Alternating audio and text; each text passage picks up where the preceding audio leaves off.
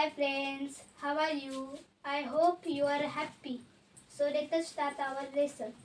चला तर आपण आज काय पाहणार आहोत? Simple present tense. तर सिंपल प्रेझेंट टेन्स कसा ओळखायचा हे आपण मागील व्हिडिओमध्ये पाहिलं आहे, पण थोडक्यात पाहिलंय. आपण आता डिटेलमध्ये सिंपल प्रेझेंट टेन्स विषयी माहिती घेणार आहोत. चला तर आपण आता पाहणार आहोत simple present tense.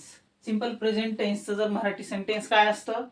Marathi sentence साधा वर्तमान काळ. हो, ते कसं? एखादं सांग sentence. I go there. I go there, किंवा मी तिकडे जातो, किंवा मी आंबा खातो, किंवा आर्नीत आंबा खातो. जसं की आता खातो, तुम्ही म्हणाल सिंपल प्रेझेंट टेन्स कसं ओळखायचं? तर सिंपल प्रेझेंट टेन्स काय आहे? मी आंबा खातो, आर्नीत गावाला जातो, आर्नीत क्रिकेट खेळतो, किंवा तो शाळेत जातो, तो खातो, तो हसतो, तो रडतो, तो बसतो. हे काय आहेत? सिंपल प्रेझेंट टेन्स आहे. म्हणजे काय? याची क्रिया कधी झाली आहे? पूर्ण झाली आहे का? किंवा पुढे होणार आहे का? किंवा झाली आहे, किंवा तो करत आहे, असं काहीच त्यामध्ये दर्शवलेलं नसतं. फक्त त्यामध्ये साधी क्रिया असते करण्याची. फक्त करतो, कधी करतो, केव्हा करतो, कुठे करतो, केलेला आहे का, पूर्ण झालेलं आहे, त्याचं काहीही त्यामध्ये काही त्याचं दर्शवलेलं नसतं. म्हणून तो काय असतो? साधा वर्तमान काळ बनतो. चला तर आपण आज ते पाहणार. आता त्या वाक्याच्या शेवटी काय येते पहा. साध्या वर्तमान काळाचं वाक्य कसं ओळखायचं? त्या वाक्याच्या शेवटी येते तो, ते, किंवा ता. जसे की जातात, मुले शाळेत जातात, त, जातो, जाते, ती शाळेत जाते, तो शाळेत जातो, ते जातात, ते खातात, ते राहतात, किंवा त, किंवा तास, म्हणजे गेला होतास, अशा प्रकारे आपण म्हणतो. असे हे वाक्याच्या शेवटी येते. जसं की हे फॉर एक्झाम्पल, आपण इथे एक्झाम्पल घेऊ. तो दररोज शाळेत जातो. आणि याचं इंग्लिश आता हे पहा, इथे सेंटेन्स मध्ये तो आलेला आहे शेवटी. म्हणजे काय आहे? साध्या वर्तमान काळाचं वाक्य आहे. तर याचं इंग्लिश मध्ये कसं होईल? He goes every day in the school. He goes to school every day. Every day शेवटी घ्यायचं कधी पण. आता याचं इंग्लिश मध्ये मी सेंटेन्स बनवते. He goes he goes to school every day.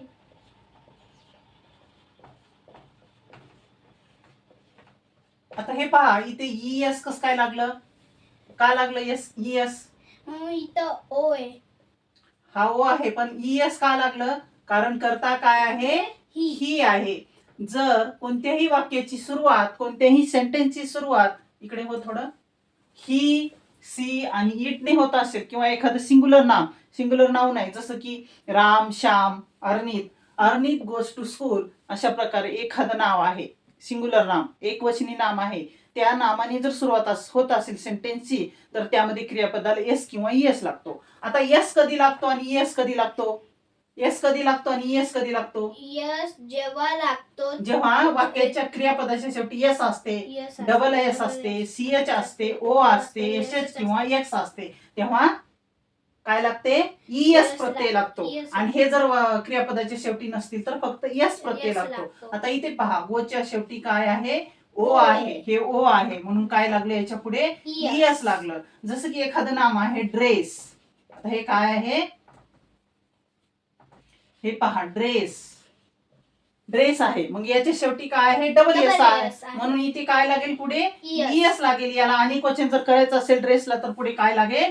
ES लागेल, ड्रेसेस लागेल. आता हे पहा, बॉक्स आहे, बॉक्स. या बॉक्सला अनेक वचन बनवा, तर मग काय लागेल त्या पुढे? ES लागेल, कारण याच्या शेवटी एक्स आहे. किंवा आता हे पहा, वॉच, WATCH. तर याचं अनेक वचन बनवा, कसं बनेल? WATCES लागेल. का? तर याच्या शेवटी CH आहे. जर कोणत्याही क्रियापदाच्या किंवा नामाच्या शेवटी काय असेल? यस, WSCH, OSH किंवा एक्स जर असेल तर त्याच्या पुढे ES प्रत्यय लागतो. आणि हे जर नसतील तर त्याच्या पुढे फक्त एस लागतो. जसं की आता हे पहा, काय आहे? एखादं एक्झाम्पल काय घ्यावं आपण? वर्क. वर्क म्हणजे काय, काम करतो. मग याच्या पुढे काय लागतो, फक्त Yes. यसच लागतो. कळालं? हम्म. हा. आणि याच्या पुढे इथे यस किंवा एस नाहीये, डबल एस नाहीये, एक्स नाहीये, ओ नाहीये, एस एस नाही, सी एच नाहीये, म्हणून फक्त यसच लागलेला आहे. Yes. कळालं? हा. पण यस किंवा एस कधी लागतो, जर वाक्याची सुरुवात ही, सी, इट आणि सिंग्युलर नेमने होत असेल तर त्या वाक्यामध्ये क्रियापदाला यस किंवा Yes एस हा लागतो. प्रत्यय लागतो. आता पहा, आपण नंबर 2चं सेंटेन्स घेऊ. नंबर 2चं सेंटेन्स घेऊ. काय घ्यायचं तर 2चं सेंटेन्स? इथे ये. ते दिवसभर काम करतात. याचं इंग्लिश कसं होईल अर्नित? They दे. ते they म्हणजे काय? दे. हा. they work all day. They work All day. All day. Day. पूर्ण दिवस. दिवसभर म्हणजे काय? पूर्ण दिवस, ऑल डे. मग आता इथे यस किंवा एस का नाही लागलं? कारण ह्या सेंटेन्सची सुरुवात दे ने होत आहे, होता है. प्लुरल ने होत आहे, प्लुरल. Yes. दे हे अनेक वचनी आहे, इथे सिंग्युलर सब्जेक्ट नाहीये, म्हणून इथे यस किंवा एस प्रत्यय लागत नाही. अशा प्रकारे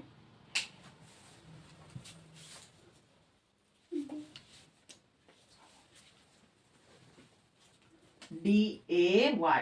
अर्नितलं स्पेलिंग लक्षात येते. अर्नित खूप हुशार मुलगा आहे.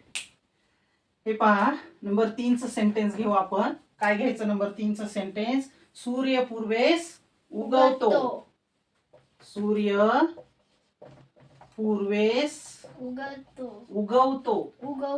हा. याचं इंग्लिश कसं करशील? The sun rises in the east. हा. इथे यस लागलेला आहे सेंटेन्स मध्ये, क्रियापदाला यस लागलेलं आहे. The sun rises. हे पहा, राईज म्हणजे उगवणे, याला यस लागलेलं आहे. Rises In the east. In the east. East. चला, नेक्स्ट सेंटेन्स. काय घ्यायचं नेक्स्ट सेंटेन्स? रमेश अमेरिकेत राहतो. रमेश अमेरिकेत राहतो. अमेरिकेत.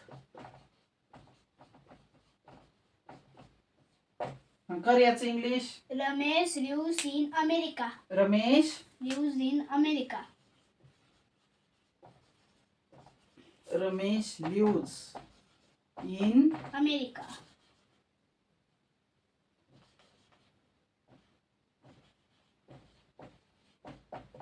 अमेरिका. अशा प्रकारे हे पहा, इथे यस लागलेले. का लागलेलं यस? कारण रमेश हे काय आहे?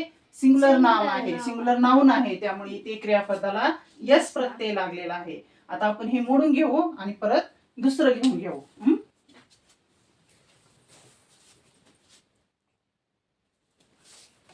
आता पहा, दिसतंय ना आरू बोर्ड? Yes. आता हे पहा, हे सेंटेन्स आहे. काय आहे?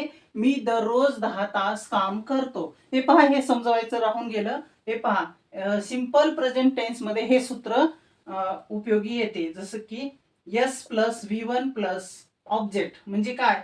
करता. हे काय? करता. आणि V1 म्हणजे काय? क्रियापदाचं पहिलं रूप. कधीही सिंपल प्रेझेंट टेन्स मध्ये क्रियापदाचं पहिलं रूप येतं आणि त्याला यस किंवा एस लागतो. आणि ऑब्जेक्ट म्हणजे कर्म. जसं की काम करतो, ते करतात. आणि हे काम काय आहे? क्रियापद आहे, वर्क. त्याला यस किंवा एस हा प्रत्यय लागतो. अशा प्रकारे. आता याचं इंग्लिश कसं होईल अर्नित? मी दररोज 10 तास काम करतो. I work 10 hours every day. I work. आता इथे यस किंवा एस का नाही लागत? I work. Singular noun. I work 10 hours every day.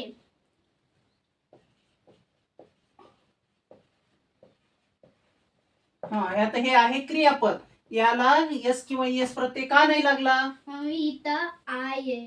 I म्हणजे हे काय आहे? Singular noun. प्लुरल नाउन आहे. प्लुरल. हा. आय व यू आणि प्लुरल नाउन याच्या पुढे काय येते? क्रियापदाला यस किंवा एस लागत नाही. हे आय व यू हे पहा, इथे लिहिले का? हे आय उ यू आणि देच्या पुढे आणि प्लुरल नेमच्या पुढे यस किंवा यस लागत नाही. पहा इथे कट दिलेला आहे.